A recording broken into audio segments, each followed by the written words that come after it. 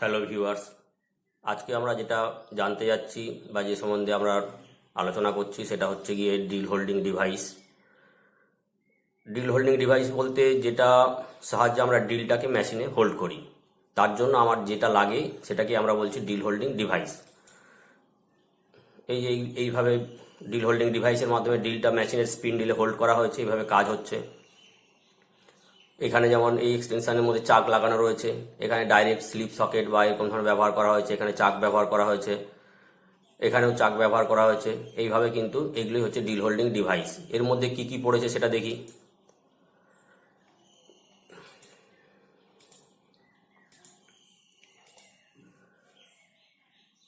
টুল holding device অর্থাৎ drill মেশিনের টুল mainly হচ্ছে গিয়ে ড্রিল বিট, রিমার, ট্যাপ, এই সমস্ত যে টুলগুলো আছে এই টুলগুলোকে হোল্ড করার জন্য আমার কি কি লাগে বা কিভাবে আমরা করে থাকি। এক নম্বরে দেওয়া রয়েছে by directly fitting in the স্পিন্ডিলে আমরা ডাইরেক্ট ফিট করতে পারি, অর্থাৎ ড্রিলটাকে নিয়ে গিয়ে আমরা ডাইরেক্ট স্পিন্ডিলে লাগাতে পারি। বাই এ স্লিপ ব্যবহার করতে পারি, আমরা দেখে নেব স্লিপ কীরকম, সকেট কীরকম। বাই সকেটের সাহায্যে। বাই ড্রিল চাকের সাহায্যে, প্রথমে ছবিতে আমরা দেখেছিলাম ড্রিল চাক লাগানো রয়েছে, সেরকম ধরনের ড্রিল চাক, সেটা দু রকমের হয়ে থাকে। একটা হচ্ছে সেলফ সেন্টারিং চাক, আর একটা হচ্ছে কুইক চেঞ্জ চাক, এটাকে আমরা ম্যাজিক চাকও বলে থাকি। আরেকটা কি আছে না, বাই স্পেশাল অ্যাটাচমেন্ট ব্যবহার করেও আমরা কাটিং টুলগুলোকে আমরা হোল্ড করতে পারি মেশিনে। কি কি রয়েছে না, ট্যাপিং অ্যাটাচমেন্ট, এর মধ্যে ট্যাপ করার জন্য একটা স্পেশাল টাইপ অ্যাটাচমেন্ট রয়েছে। আর কি রয়েছে না, ফ্লোটিং অ্যাটাচমেন্ট, অর্থাৎ ফ্লোটিং অ্যাটাচমেন্টে আমরা ড্রিল, মেনলি রিমার, ট্যাপ, এগুলোকে লাইন করে আমরা কিন্তু বসাতে পারি। Directly spindle taper shank drill with sufficiently large shank আর directly fitted in the taper hole of the spindle নোজে যে মর্স টেপার রয়েছে, ড্রিল মেশিনের স্পিন্ডিল নোজে মর্স টেপার রয়েছে, সেই মর্স টেপারের মধ্যে কিন্তু আমরা ডাইরেক্ট ড্রিলটাকে আমরা হোল্ড করাতে পারি। অর্থাৎ ড্রিলের স্যাঙ্কের মধ্যেও মর্স টেপার রয়েছে, আমরা জানি। সেই মর্স টেপার এবং স্পিন্ডিল নোজের মর্স টেপার একসঙ্গে ফিট হয়ে যাবে এবং ডাইরেক্টলি হচ্ছে কি আমরা ড্রিল করতে পারবো। এখানে আমরা দেখতে পাচ্ছি, এখানে স্পিন্ডিলের সঙ্গে ডাইরেক্ট আমরা ড্রিল লাগিয়ে আমরা কাজ করতে পারবো। এখানে ছবিতে দেওয়া রয়েছে ডাইরেক্ট ড্রিল ফিট করা হয়েছে এবং ফিট করে এইভাবে লাগানো বা খোলা এইভাবে হয়ে থাকে। Slip in case of those taper shank tool having smaller Mars taper number with respect to the spindle Morse taper number, one or more slip may be used as a media to hold the tool into the spindle. কি হয়েছে না, যদি spindle নোজে যে টেপার রয়েছে সেই টেপারের থেকে যদি ড্রিলের যে স্যাঙ্কের টেপার কম হয় তাহলে আমাকে স্লিপ ব্যবহার করতে হবে। তার জন্য এই দুটোকে ফিট করার জন্য যেগুলো ব্যবহার করা হচ্ছে সেগুলো স্লিপ, এগুলো একটা বা অনেকগুলো আমি ব্যবহার করতে পারি এই ফিটিংসের জন্য। এক্সাম্পল কি, 3 slips are required to match the spindle Morse taper number 5। স্পিন্ডিলে যদি মর্স টেপার নম্বর 5 থাকে, 5 নম্বরের মর্স টেপার থাকে স্পিন্ডিল নোজে, এবং ড্রিলের যে মর্স টেপার সেটা হচ্ছে 2 নম্বর, তাহলে কিভাবে ফিট করা যাবে? That is the first slip. প্রথম যে স্লিপটা আমরা নেব সেটা হচ্ছে গিয়ে 2 3, পরে যে স্লিপটা নেব সেটা 3 4, এবং 3 নম্বর যে স্লিপটা নেব সেটা হচ্ছে 4 5। মর্স টেপারের এই স্লিপগুলো নিয়ে পরপর ফিট করে আমরা কিন্তু স্পিন্ডিল নোজে ড্রিলটাকে ফিট করতে পারি। এগুলো হচ্ছে স্লিপ। এই পরপর স্লিপগুলো রয়েছে, এগুলোকে বলা হয় স্লিপ। এর ভেতরে একটা টেপার রয়েছে, বাইরে একটা টেপার রয়েছে, যেখানে বলা হয়েছে 2 3, অর্থাৎ ভেতরের দিকে 2, বাইরের দিকে 3 3 4, মানে ভেতরের দিকে 3, বাইরে 4 4 5, ভেতরে 4, বাইরে 5, এরকম ভাবেই কিন্তু টেপারগুলো পরপর সাজানো রয়েছে এবং পরপর এগুলো ফিট করে যাবে। ফিট করার পরে আমরা কিন্তু স্পিন্ডিল নোজে ড্রিল বিটটাকে লাগাতে পারবো। এই হচ্ছে এরকম ধরনের দেখতে। Socket in case of those taper shank tool having large Morse taper number with respect to the spindle Morse taper number, স্পিন্ডেলের যে মর্স টেপার, সেই টেপারের থেকে যদি শ্যাঙ্কের মর্স টেপার বড় হয়ে যায়, তখন কিন্তু আমাদের একটা যোগান লাগে, সেটাকে আমরা বলছি socket. Socket acts as a media. সকেটটা তখন কি হিসাবে কাজ করে? একটা মাধ্যম হিসাবে, টু হোল্ড দ্য টুল, টুলটাকে ধরার জন্য, ইনটু দ্য স্পিন্ডেল, স্পিন্ডেলের মধ্যে ধরার জন্য তখন হচ্ছে কি একটা সকেটের প্রয়োজন হয়। সেটা কি করে? Example, and drill bit having Morse taper number 6 but spindle has Morse taper number 4। স্পিন্ডেলের মর্স টেপার, স্পিন্ডেল নোজে যে মর্স টেপার রয়েছে সেটা হচ্ছে 4 নম্বর, কিন্তু যে ড্রিল বিটটা আমি ব্যবহার করছি সেটা হচ্ছে 6 নম্বর মর্স টেপার স্যাঙ্কে। এই socket of 6-4 may be use to connect. অর্থাৎ আমি একটা সকেট ব্যবহার করতে পারি যার ইন্টারনাল মর্স টেপার হচ্ছে গিয়ে 6 এবং এক্সটার্নাল মর্স টেপার হচ্ছে গিয়ে 4। তাহলে এক্সটার্নাল মর্স টেপার যেটা 4 আছে সেটা হচ্ছে স্পিন্ডেল নোজে গিয়ে আটকে যাবে, এবং 6 নম্বর যে মর্স টেপার আছে সেটা কিন্তু ড্রিল বিটে গিয়ে ড্রিল বিটের স্যাঙ্কের সঙ্গে আটকাবে। Socket also used extend drill machine spindle. Drill machine স্পিন্ডেলটা যদি জব পর্যন্ত পৌঁছতে না পারে, তখন কিন্তু আমরা সকেট একটা ব্যবহার করতে পারি। অর্থাৎ স্পিন্ডেলের যে লেন্থটা, সেই লেন্থটাকে কিছুটা বাড়িয়ে দেওয়ার কাজেও এটা ব্যবহার করা হয়। এই যে সকেট, এই সকেটের এই ভেতরের যে মর্স টেপার এটা 6, বাইরে 4 হলো। তাহলে আমি হচ্ছে গিয়ে এই মেশিন আমি ব্যবহার করতে পারি, যেই মেশিনে হচ্ছে গিয়ে 4 নম্বরের মর্স টেপার রয়েছে। আরেকটা কি হয়েছে, আমি যখনই ড্রিল বিটটা ফিট করছি তখন কিন্তু স্পিন্ডেল লেন্থ, এই যে স্ট্রেট পোর্শনটুকু, এটা বেড়ে যাচ্ছে।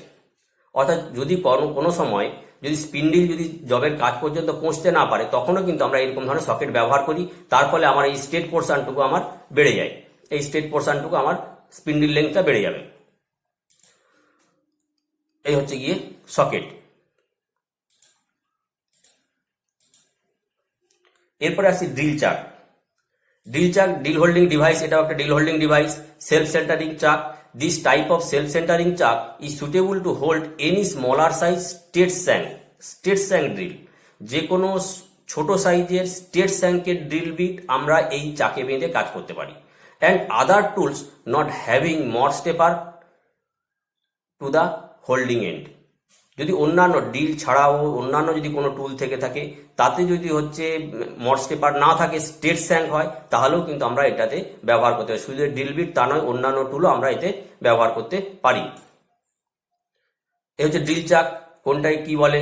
টেপার স্যাঙ্ক, ট্যাং, কি হোল, জ, এই জগুলো হচ্ছে গিয়ে স্টেট স্যাঙ্ক ড্রিল বিটকে ক্ল্যাম্প করে।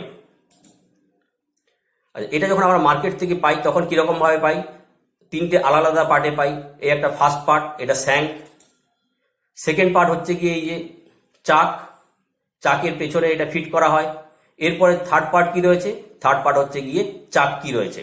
এই চাক কি যখন এই হোলের মধ্যে ফিট করে ঘোরাবো, তখন এই যে বিভেল গিয়ার রয়েছে, বিভেল গিয়ারের সঙ্গে সঙ্গে বিভেল গিয়ার ঘুরবে। বিভেল গিয়ার ঘুরলে এটা হচ্ছে জগুলো ক্রমশ ভেতর দিকে যাবে, বাইরের দিকে বেরিয়ে আসবে। অর্থাৎ ডায়ামিটারের ভ্যারিয়েশন হবে, বিভিন্ন সাইজের ড্রিলকে হোল্ড করতে পারবে। এরপরে আসছি ম্যাজিক চাক বা কুইক চেন চাক। কুইক চেন চাকের সুবিধা হচ্ছে গিয়ে মেশিন রানিং অবস্থাতে কিন্তু আমরা ড্রিল বা যে সমস্ত টুলগুলো ব্যবহার করবো, টুলগুলো আমরা চেঞ্জ করতে পারবো। তার ফলে কি হবে? আমাদের টাইমটা কম লাগবে। বারবার খোলা পড়া যে টাইমটা লাগে, সেই টাইমটা আমার লাগবে না। এইখানে মেকানিজমটা আমরা দেখে নেব।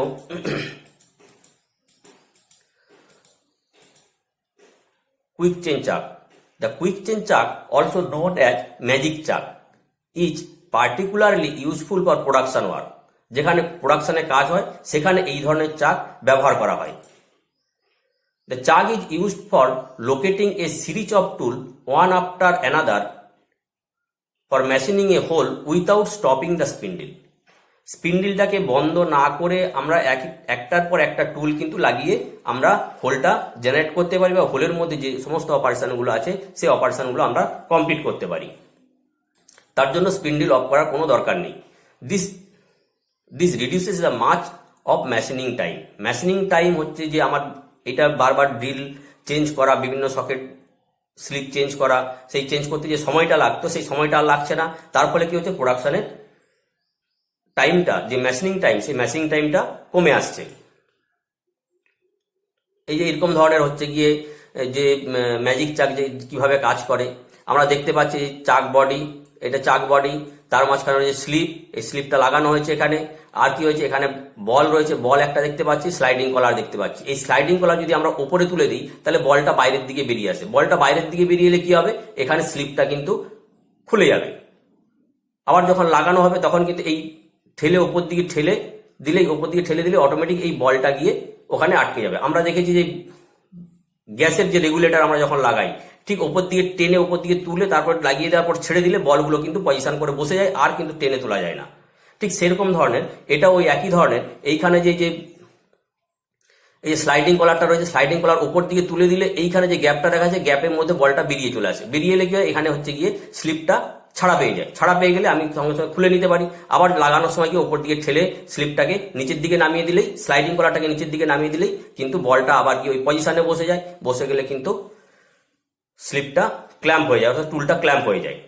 এই যে স্লিপ, যার মধ্যে আমরা ড্রিল বিট বা অন্যান্য টুল লাগাতে পারি, মর্স পেপার স্যাঙ্কের বিট লাগাতে পারি। আর এই যে বলের পোর্শন যে এইখানে যে দেখা যাচ্ছে ক্রস সেকশন করে দেওয়া হচ্ছে এই যে অ্যারো দিয়ে, এই পোর্শনটা হচ্ছে গিয়ে এই যে বল লাগানো হচ্ছে, বলের জায়গাটা, বলটা কি হবে এইখানটায় গিয়ে এই ঘাটের মধ্যে পড়ে যাবে। তার ফলে কি হবে, স্লিপ নিচের দিকে আর পড়ে যাওয়ার সম্ভাবনা থাকবে না। এই দুদিকে দুটো বলের ক্রস সেকশন করে দেখানো হয়েছে।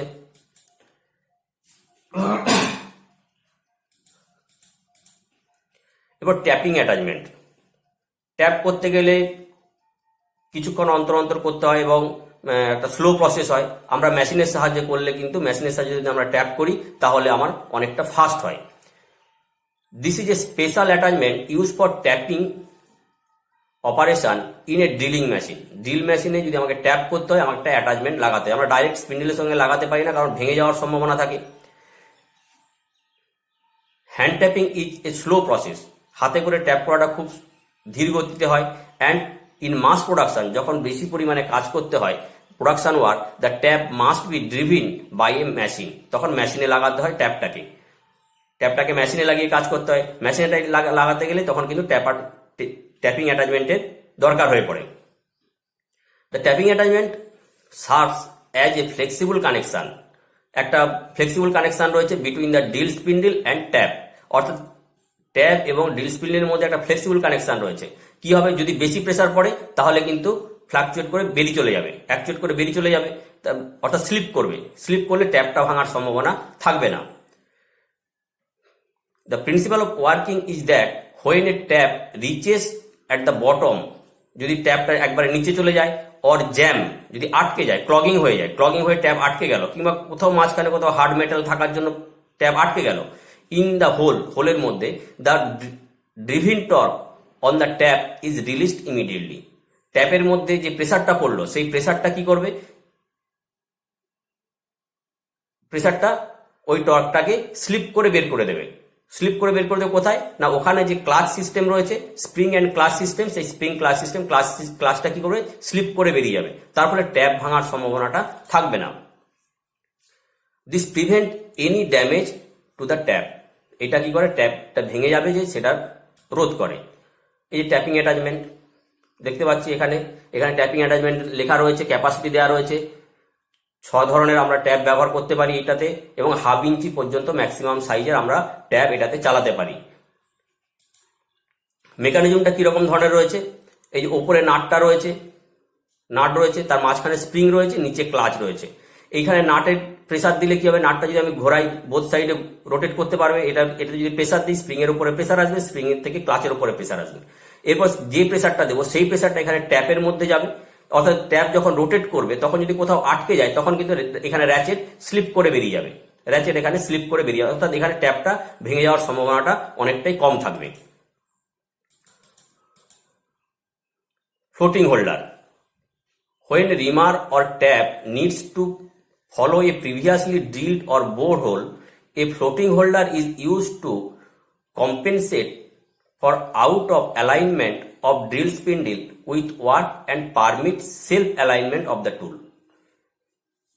কোনো একটা হোলের মধ্যে যদি রিমিং করতে হয় কিংবা হচ্ছে গিয়ে যদি ট্যাপ চালাতে হয়, তখন আমরা এই ফ্লোটিং হোল্ডারটা ব্যবহার করি। কেন ব্যবহার করি, যদি ঠিক মতো লাইন না হয় তাহলে ট্যাপ বা রিমার ভেঙে যাওয়ার সম্ভাবনা থাকে। সেইটা যাতে ঠিকভাবে লাইনিং হয়ে যায়, হোলের সঙ্গে, হোলের সেন্টারের সঙ্গে রিমারের সেন্টার যাতে ঠিক মতো লাইন হয়ে যায়, অটোমেটিক লাইন হয়, সেই জন্য আমরা ফ্লোটিং সেন্টারটা ব্যবহার করি। When an ordinary reamer or tap has follow a drilled hole, it is almost impossible to locate the reamer exactly in line with the axis of the hole. পুরোপুরি মেশিনের জবটাকে বাঁধার পর ওই হোলের সঙ্গে স্পিন্ডিলটাকে একবারে লাইন করাটা খুবই কষ্টকর এবং প্রায় হয় না বললেই চলে। সেই জন্যই কিন্তু আমরা ফ্লোটিং হোল্ডারটা ব্যবহার করি, অর্থাৎ ফ্লোটিং হোল্ডারটা অটোমেটিকই কিন্তু সেন্টার লাইনটা নিয়ে নেবে, জবের যে সেন্টার লাইন এবং রিমারের সেন্টার লাইন একই লাইনের মধ্যে নিয়ে নিতে পারবে। এই হচ্ছে ফ্লোটিং হোল্ডার। ফ্লোটিং হোল্ডারে কি আছে, এইখানে একটা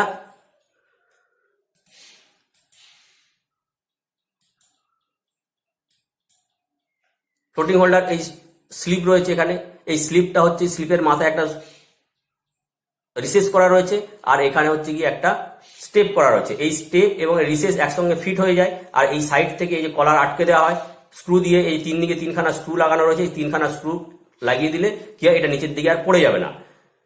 এবার এর মধ্যে যে সামান্য একটু লুজ ফিট রয়েছে, সেই লুজ ফিটটা কি করবে, রিমার বা ট্যাপকে হোলের লাইনে নিয়ে চলে যাবে। এরপরে আসছে ফিট। ফিট কোনটাকে বলছে না, জবের রেসপেক্টে ড্রিল বিটের যে এগিয়ে যাওয়া তার হারকেই বলা হচ্ছে কিন্তু ফিট। অর্থাৎ ড্রিলটা চলছে, রোটেশনে রয়েছে, আর কিছু জবটা ফিক্সড আছে, জবের উপরে ড্রিলটাকে আমি কিছু হাতে করে আস্তে আস্তে করে প্রেসার দিচ্ছি জবের মধ্যে। জবের মধ্যে প্রেসার দিলে কি হচ্ছে, আস্তে আস্তে ড্রিলটা জবের মধ্যে এগিয়ে যাচ্ছে, হোল জেনারেট করতে করতে এগিয়ে যাচ্ছে। ওই যে হারে, কি হারে অর্থাৎ কি সময়ের সঙ্গে কি দূরত্ব অতিক্রম করছে, সেটাই হচ্ছে গিয়ে ফিট। কত রকমের হয় না, হ্যান্ড ফিট হয় আর অটোমেটিক হয়। অর্থাৎ অপারেটর যখন নিজে হাতে করে ফিট দেয় সেটা হ্যান্ড ফিট, এবং মেশিনে যখন আমরা অটো ফিট দিই সেটা হচ্ছে গিয়ে automatic feed. The feed in drilling machine is given by vertical movement of the drill bit in a spindle into the job. Vertically স্পিন্ডিলটাকে জবের মধ্যে যে ফিট দেওয়া হয়, জবের মধ্যে ফিট দেওয়া হয়। This vertical movement of the drill may be control by hand or power. এবং এটা কন্ট্রোল হয় কিসের সাহায্যে, এই ভার্টিক্যাল মুভমেন্টটা, সেটা হচ্ছে হাতে হতে পারে বা পাওয়ার বা অটোমেটিক ফিডের মাধ্যমে হতে পারে। This power feed is known as automatic feed motion in drill machine.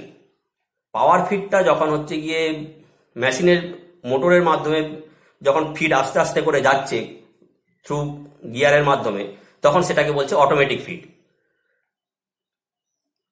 এই যে এখানে ড্রিল হচ্ছে, ড্রিলটা কি হচ্ছে, জবের রেসপেক্টে নিচের দিকে নেমে আসছে, এটাকেই বলছে ফিড। এর যে হারটা অর্থাৎ পার রেভলিউশন কতটা করে নামছে বা হচ্ছে গিয়ে পার মিনিটে ও কতটা নামছে, এটা হচ্ছে গিয়ে ফিড। ড্রিলটা লাগানো হয়ে গেল মেশিন স্পিন্ডিলে। এবার আসছে খোলার প্রশ্ন। খুলতে গেলে আমরা কিভাবে খুলবো, তার জন্য যেটা লাগে সেটা হচ্ছে drift. The tool may be remove by pressing a taper wedge. একটা টেপার প্লেট আমরা ব্যবহার করি, নোন অ্যাজ দ্য ড্রিফট, সেটাই কি বলা হয় drift, into the slotted hole of the spindle. স্পিন্ডিলের স্লটেড হোলের মধ্যে আমরা টেপার প্লেট একটা লাগিয়ে আমরা হ্যামারিং করি। হ্যামার করলে কি হয়, হ্যামারিং করার পরে ড্রিলটা বেরিয়ে আসে, এটাকে বলছে drift. A safety drift which is used without hammer. Safety drift আমরা একটা ব্যবহার করতে পারি, তার জন্য আমার হ্যামার লাগবে না, সেটাকে আমরা অটোমেটিক ড্রিফটও বলে থাকি। It's taper angle is 8 degree. যে ড্রিফটের যে অ্যাঙ্গেলটা হয় এটা 8 ডিগ্রি হয়। এবার দেখবো ড্রিফটটা কিরকম হয়। এ হচ্ছে ড্রিফট, আমরা দেখেছি মেশিনে কাজ করতে গিয়ে দেখেছি এরকম ধরনের ড্রিফট হয়। এইটা হচ্ছে গিয়ে অটোমেটিক ড্রিফট বা সেফটি ড্রিফট হচ্ছে drift. Thank you for watching. Thank you for to all where from I collect this theory and photos. Please like, comment, share, subscribe for next slide and videos. Thank you.